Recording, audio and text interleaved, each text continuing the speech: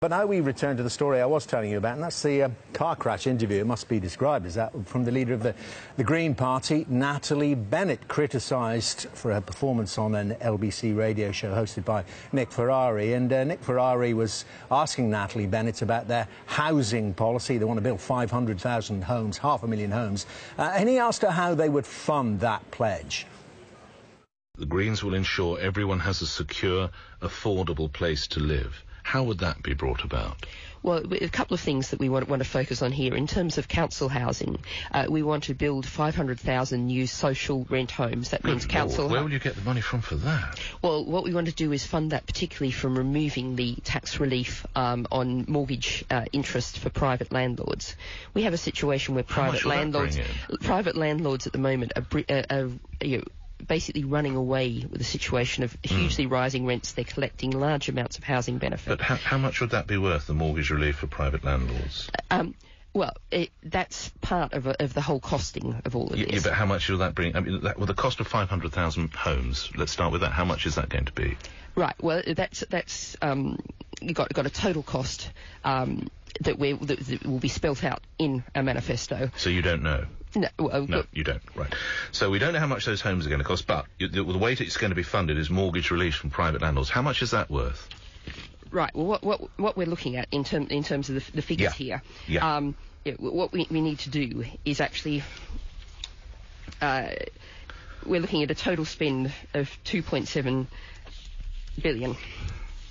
500,000 homes, 2.7. What are they made of? Plywood.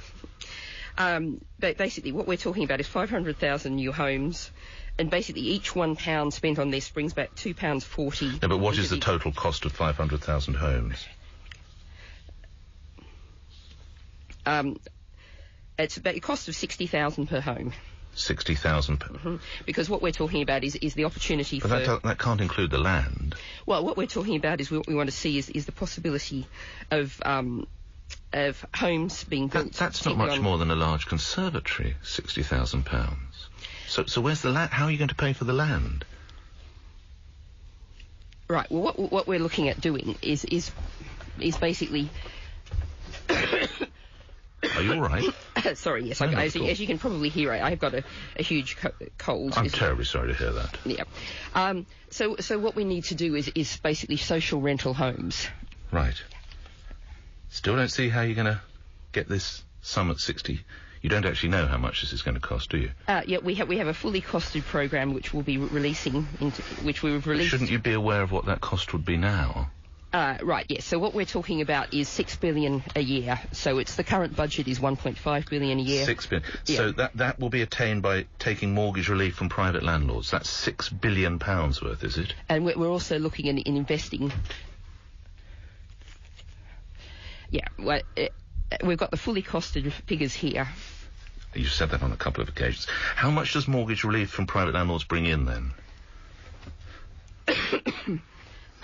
Basically, we're talking about an overall saving of £4.5 billion from the overall forms. Mortgage relief is worth £4.5 billion a year? And this is other savings as well from private landlords as well. We're looking at housing benefit reforms, and what we also want to do is bring in caps on private tenants. Yeah. Do you think you might have perhaps ginned up on this a bit more, Natalie Bennett?